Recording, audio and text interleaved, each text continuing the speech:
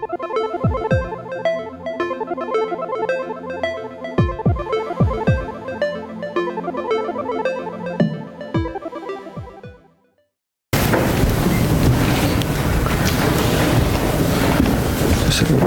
you. Thank you, Jacob. We are glad again that you are back with us. In the life of a pastor, quite honestly, my motto is usually survive July.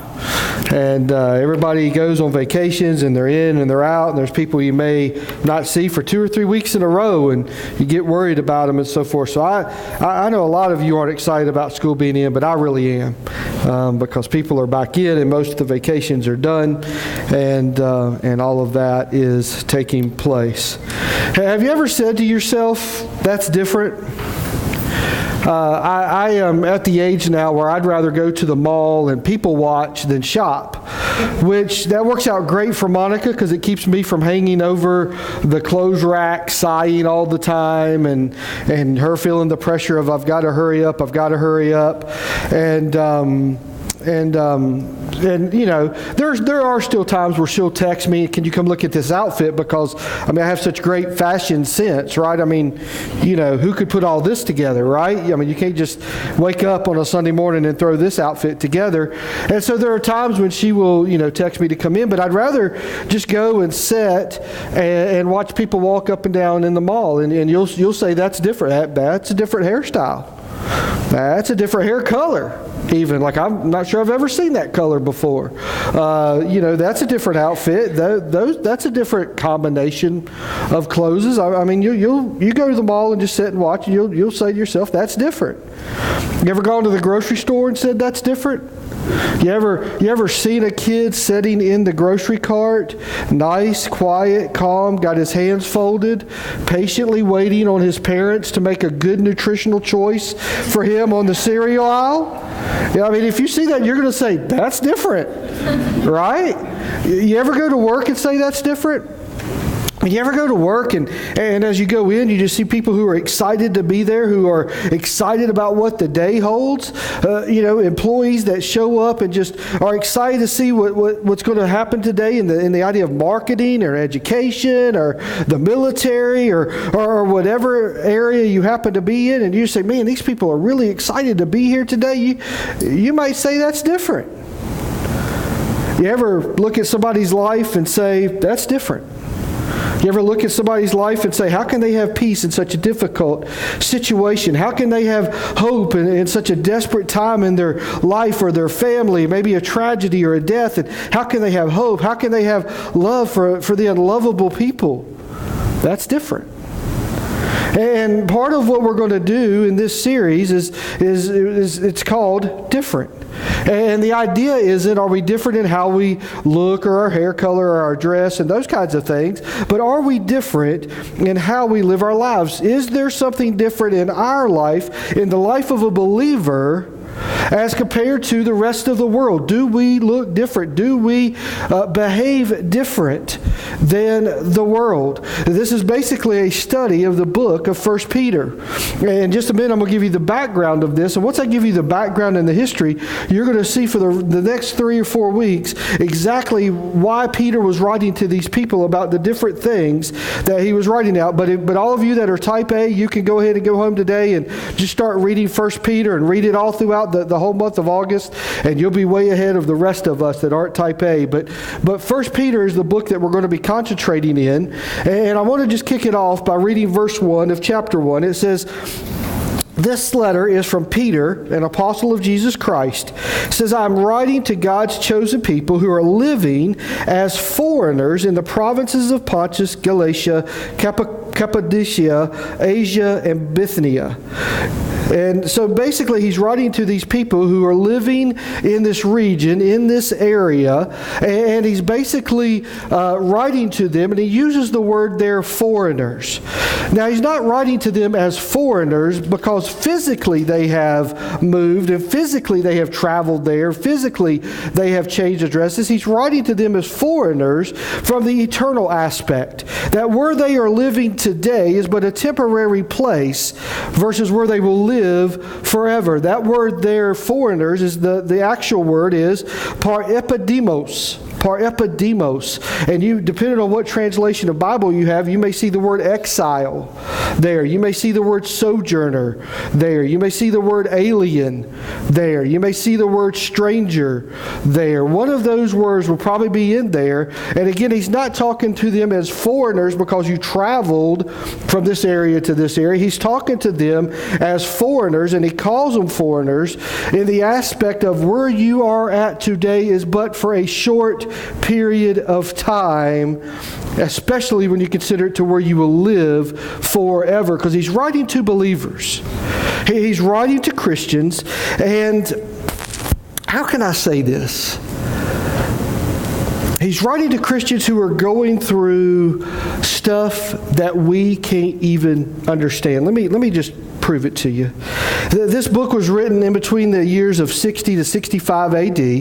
And when it was written, there was a certain ruler named Nero. Now, maybe you've heard of Nero in a history class or social studies class or something. But Nero is known as one of the most twisted, sadistic, wicked leaders of any country at any time ever in history. Let me give you some of his highlights. One of the first things he did, he's killed his mother. Not only did he kill his mother, he killed his first wife, and they're pretty sure he killed his second wife. So that's sort of out there. When he was in Rome, he wanted to build. Every ruler, when they became ruler, they wanted to build. They wanted to build something big, something maybe have their image on it, something to have their name on it. And the Senate of Rome would not let Nero build what he wanted to build, so he just started a fire and burned it to the ground.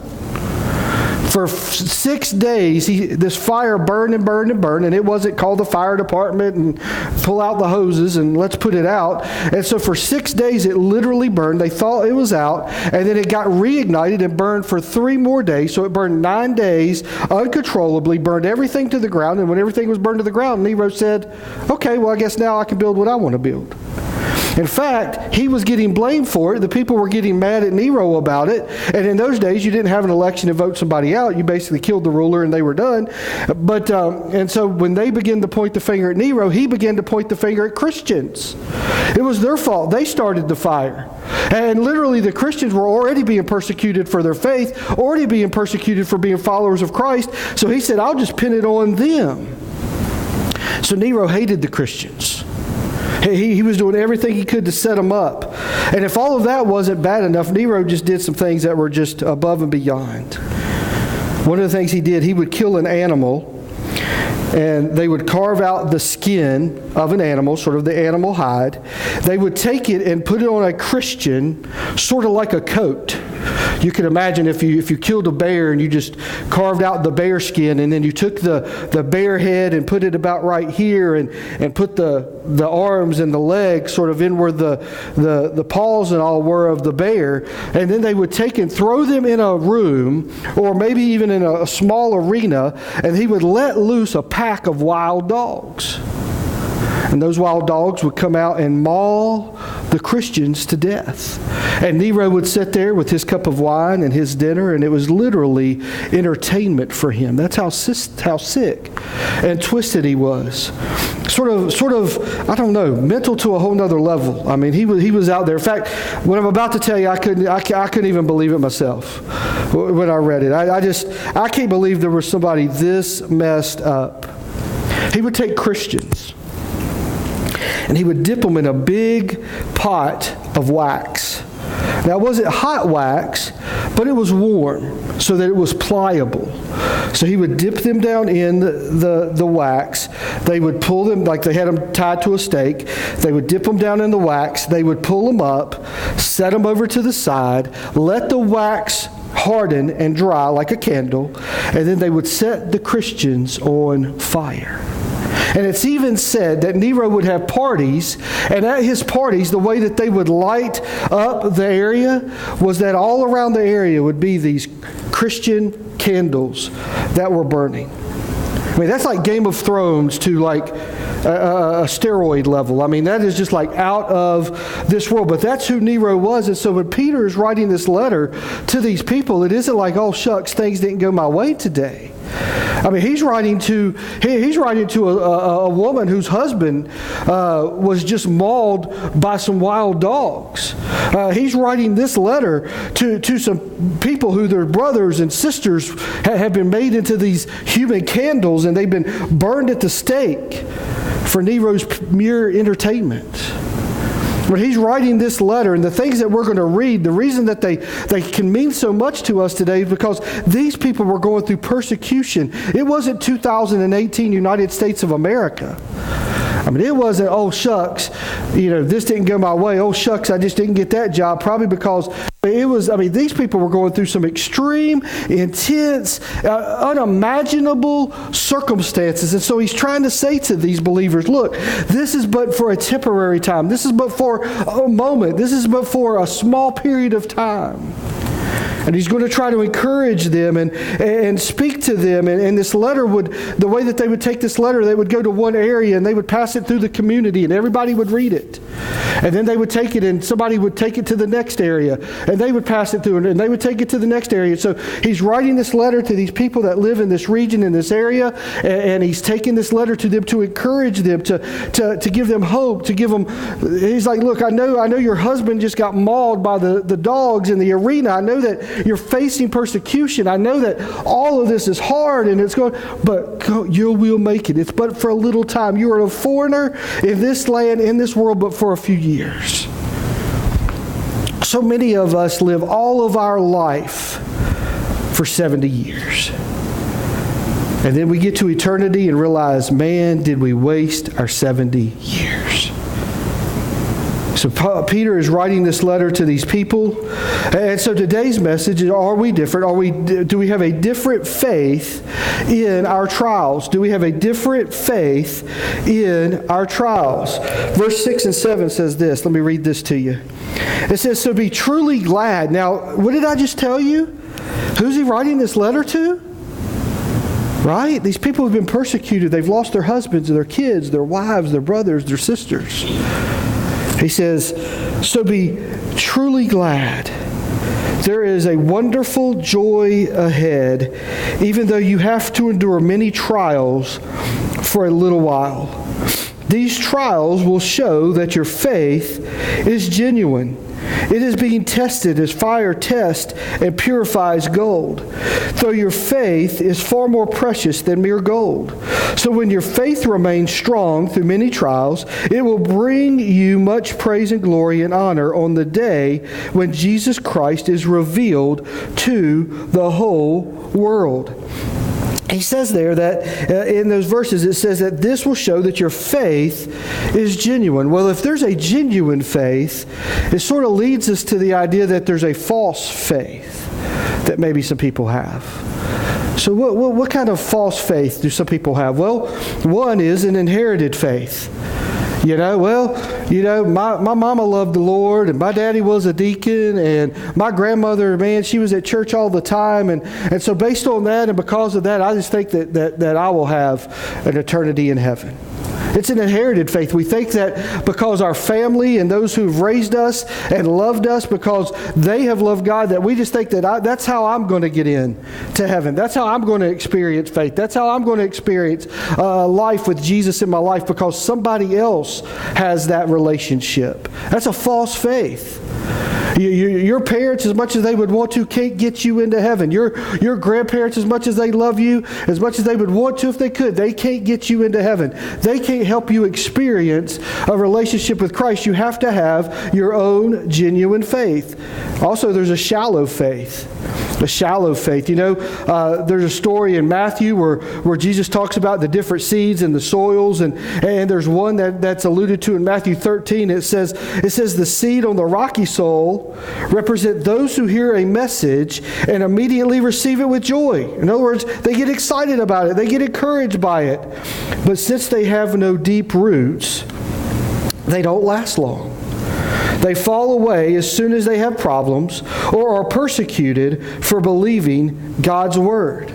And so there's some people who have not only an inherited faith, and they think that's how they will get to heaven. Some people have a shallow faith. And we all know people like that. We all know people that at one time, when we, here in this area, we would use the word, they were on fire for God, right? I mean, we know people who were like that. And at one time, man, they were at church every time the doors were open. They were involved in life groups. They were involved in leadership. I mean, they were all of that. And then all of a sudden, they begin to disappear a week after a week after a week, by a month, by 6 months. Well, we know people who have a shallow faith, and as long as something comes along, I mean, they begin to fall away. In fact, that's one of the reasons that we try to emphasize so much that you get involved in a life group. Because your faith will grow some here on Sunday, but it will grow 10 times more if you're involved in a life group. When you get with other believers that are doing life together, when you can pray with them, when you can laugh with them, when you can cry with them, when you can gather with them and dive into and dig into God's Word, that's when your faith begins to deepen. That's when your roots begin to grow down deep. That's when they begin to cling on, so that when trials come your way, you're not one of those who falls away and runs away, because you have a strong, genuine faith. There's also a conditional faith, which is a false faith. Hey, when things are good, my faith is good. I got a job, I got a house, I got a family, I got a raise, I got a new car, I got a retirement plan, I got a vacation home, I got everything that I want. And so my faith is so on fire, my faith is alive, my faith is great. But what happens when one of those falls away? What happens when 2 or 3 of those fall away in one day? Are we any different? So I want to talk for just a minute of how does God use our trials? How does God use our trials? And all of us face trials, and all of our trials are different. Some of the trials we see coming. Some of the trials are self-inflicted. If I get out on the interstate and I just choose to drive 120 miles an hour and I get pulled over, I have just self-inflicted myself. I have just caused myself a trial that is nobody's fault but my own. And sometimes we do that. Sometimes we see trials coming. We know that they're getting ready to happen. And sometimes we're completely blindsided by the trials of life. So how does God use our trials? Well, the first thing He does is He uses our trials to reveal our faith. To reveal our faith. We looked at verse 7, and it says these trials will show faith is genuine. It is being tested as fire tests and purifies gold. Though your faith is far more precious than mere gold, so when your faith remains strong through many trials, it will bring you much praise and glory and honor on the day when Jesus Christ is revealed to the whole earth. It reveals our faith. Your trials, the trials that come in your life, will reveal what kind of faith you have. Now, when we think about Peter, we think of him in one of 2 different lights. And I don't know, maybe how you were raised, or the first few stories you ever heard about Peter, or the first times you read about Peter, they may sort of form your opinion of him. You may not even realize that he wrote 2 books of the Bible, or more than 2 books of the Bible, but 2 of them have his name on it. But you may not have realized that. But a lot of times we think about him early in his ministry, plain old fisherman. Some people would say probably wasn't educated much, because in that day and age, I mean, chances are his family were fishermen, and so he just learned how to fish.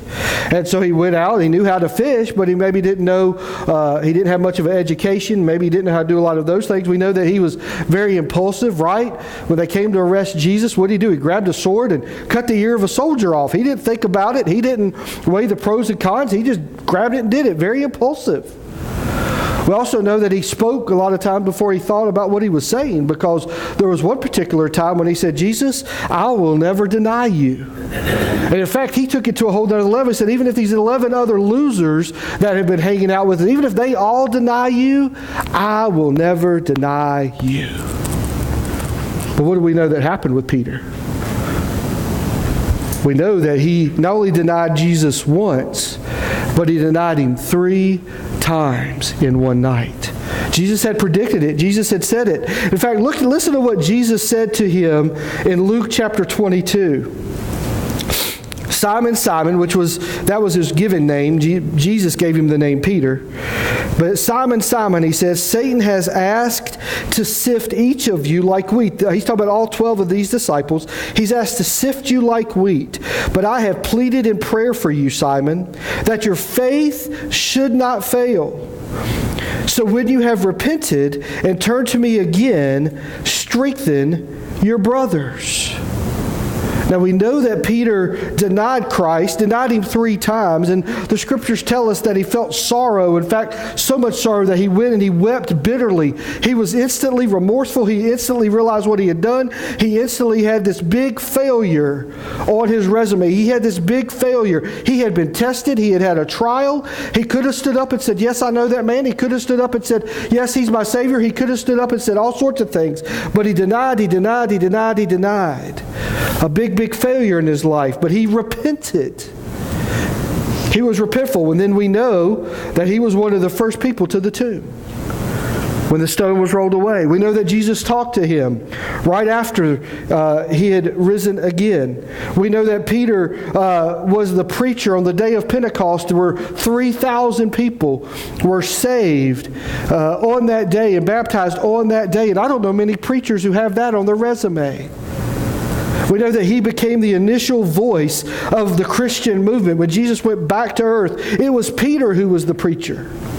It was Peter who was the mouthpiece. We know that he did miracles. We know that he healed people. We know that he preached to large crowds. We know that he also preached to the rulers. But we also know that he preached, that he spent time in prison. We also know that he eventually lost his life as a martyr for Christ. So Peter is writing to these people. He's trying to encourage them. It reminds me of what James says in James chapter 1. It says, dear brothers and sisters, when troubles of any kind come your way, consider it an opportunity for great joy. What did Peter say a minute ago? In those other verses, he said, a wonderful joy lies ahead. He said, for you know that when your faith is tested, your endurance has a chance to grow, so let it grow. For when your endurance is fully developed, you will be perfect and complete, needing nothing. Trials reveal our faith. And there are times when trials need to come our way because you don't know what kind of faith you have until that's all that you have. Sometimes you don't know what kind of faith you have. Sometimes you don't know the strength that lies within you through Christ and through God until that is all that you have. So not only do our trials reveal our faith, but our trials draw us closer to God. Our trials draw us closer to God. Verse 8 and 9 of chapter 1, he says, you love him, talking about God, even though you have never seen him. Though you do not see him now, you trust him, and you rejoice with a glorious, inexpressible joy. The reward for trusting him will be the salvation of your soul. It's sort of unusual, but it's almost a universal principle that when our life is good, our faith becomes weak. When life is good, when everything is hitting on all cylinders, when your cars aren't breaking down, when your bills are paid, when you've got money to go to the grocery store and the movies, I mean, when life is clicking, somehow we forget to pray. When life is going good and everything's going our way, we forget to dive into our Word. We forget to read the Word of God. When things are happening and things are going great, but it's almost universal that the moment life hits us, it drives us to God. It drives us to God. In fact, I have learned, and I am certain of this, that some trials come our way, and Satan, through that trial, is trying to push us further away from God. And for some people, it does. He does do that. But I'm here to tell you that God wants to use every trial to draw us to him. I've known people who have stayed as far away from God as they could. Even been maybe rude to me or, rude just to somebody in the church that invites them, and you invite them and you just get this rude response. I mean, like, I want nothing to do with God. I want nothing to do with that place. I want nothing to do with until they get that phone call. Until they have that conversation with their doctor where they thought it was just a routine checkup, but it wasn't. Until the paycheck comes and there's something extra in the back of it and they look and it's a pink slip. And where Satan wants to use those trials to drive us away from God, God wants to use the same trial to drive us to Him. Jesus said in John chapter 16, He said, I have told you all of this that you may have peace in me. Here on earth you will have many trials and sorrows, but take heart because I have overcome the world. We will have trials. I pray to God we never are burned as human candles in wax. I pray that we're never covered with animal skins and mauled by wild dogs, but we will have trials. And faith is one of those things that has to be experienced and worked out. It isn't one of those things that just works in theory. Sheldon Cooper would not have a good time when it comes to faith. It's the difference in watching somebody doing CrossFit and doing CrossFit. I've got to admit that several years ago, I had watched some of this stuff on TV, and I knew that Bud and Kelly were diehard CrossFit people, and Bud was at a gym and training some people and stuff. And so I asked Bud to train me. I said, man, can I come over there and maybe you just sort of work me out a little bit and all that. And I had watched plenty of it on TV, and I thought, I could do this.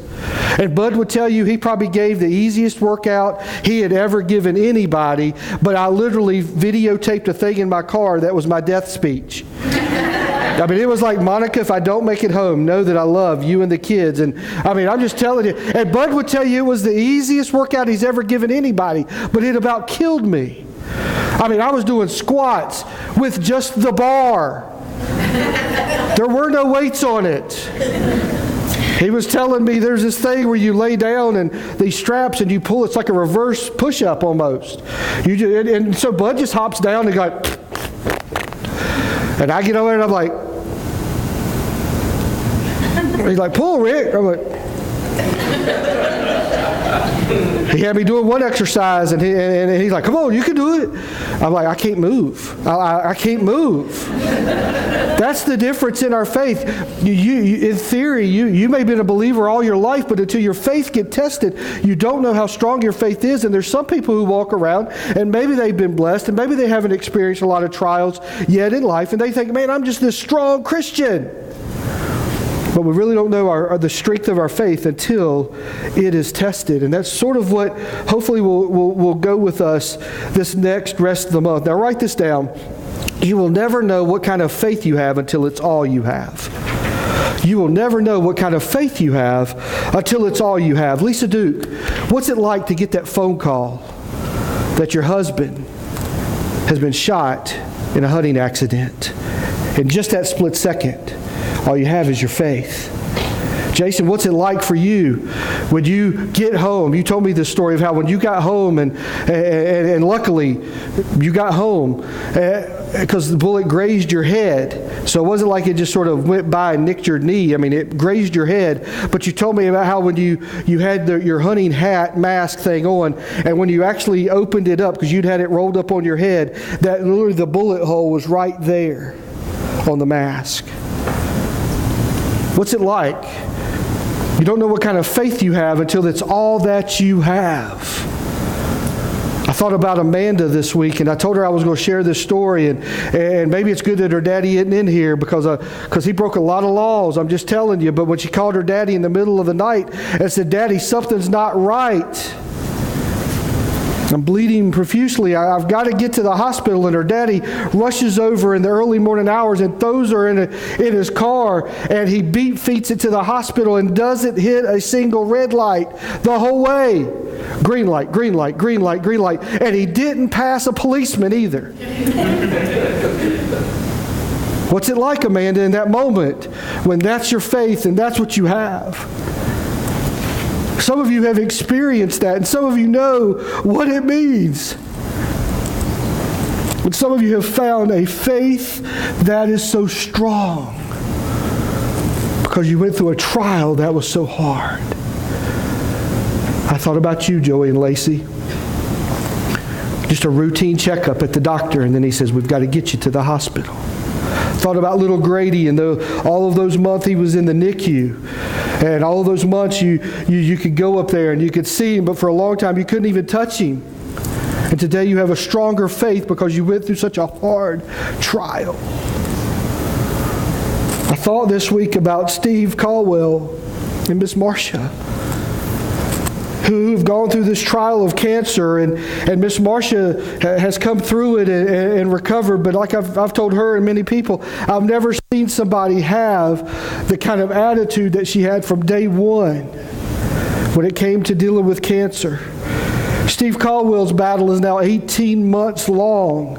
And every person in this room, and myself included, would tell you that I thought he was so healthy and everything was so great that it would be sort of a, yeah, let's do a little bit of this, and the cancer would be gone, and he would just be back to his old self. But today he lies in a hospital because he can't get his levels up, and he can't get the certain number of levels of potassium and his white blood count and all that kind of stuff up to a healthy level. So right at this point, the cancer isn't killing him, it's everything else that's killing him. And we're praying for him. And we're praying for his wife and his daughter. A year ago, I had a Sunday off and I went to a church.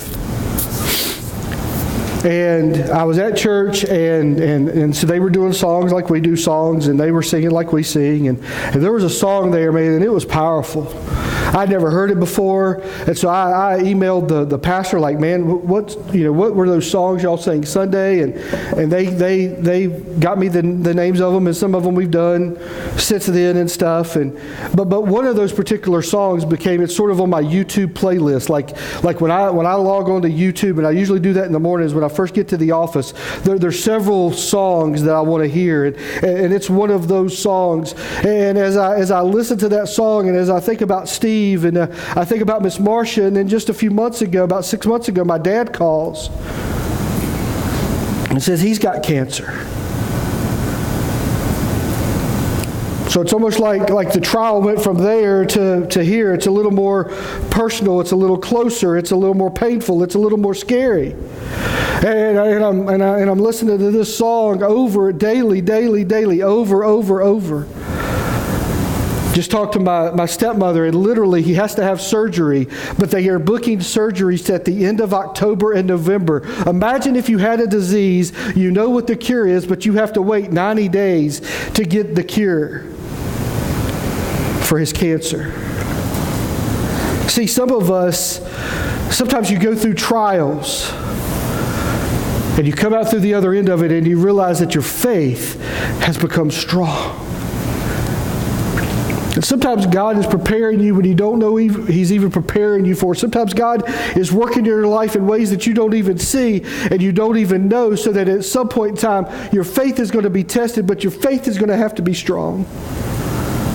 And it probably won't be a human candle, and it probably won't be mauled by dogs, but there are trials coming your way. Trust me, believe me, there are trials coming your way.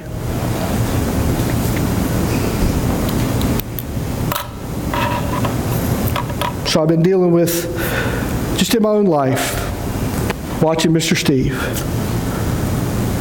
Miss Joy. It got a little closer to home when my dad called. So I've told him, like, look, I'm going to notice. You tell me when he's having the surgery. I'm going to drive there, fly there, get there, whatever it is. Now I got plenty of time to get an airplane ticket, I guess. But you just tell me when I need to be there. I'm going to be there. I mean, I'm an only child, and there's a pressure that comes with that I can't call my brothers and sisters and say, well, how's Dad doing? What's up with Dad? What have you heard? What's the latest? And so sometimes you're in the dark, and sometimes you carry the stress and all of that. And God has been working in my life, and God showed me this song a year ago that I have been absorbing.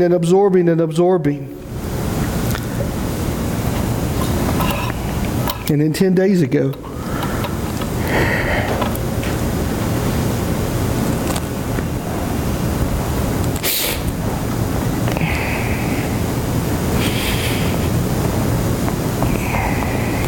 y'all just going to have to let me be real for a minute.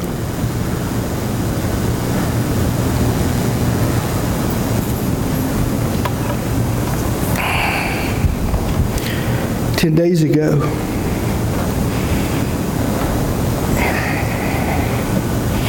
y'all know it was 10 days ago, right?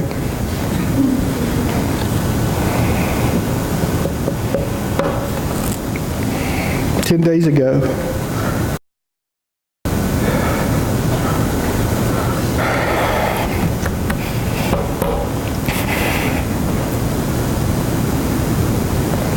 It's okay, Rick. Go ahead.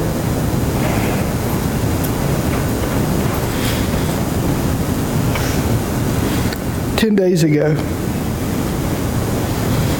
I find out that my youngest son and his girlfriend are pregnant.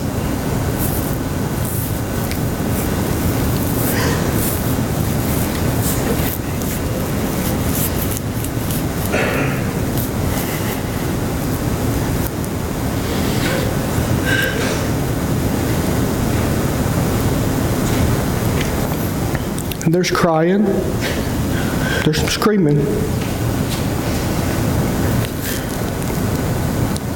There's some holding each other. There's some questions.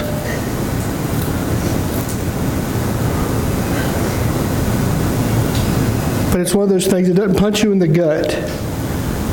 It kicks you.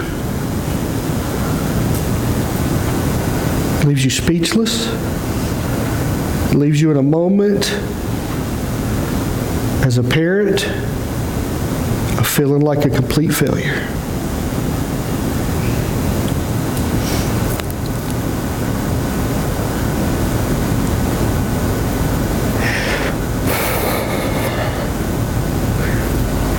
And for a lot of people, it might not even be a trial.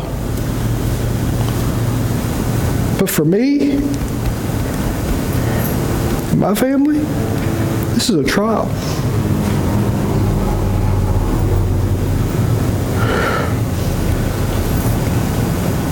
This isn't God's plan. But Romans 8:28 tells me that God will work all things together for good. For them who love them are called according to his purpose. Maybe think of Joshua, Joseph, in Genesis 50, when he was talking to his brothers and he said, what Satan intended, what you intended for evil, God used for good. And I'm standing before you as your pastor to tell you that we have cried, we have screamed, we have hurt, but today we're moving forward.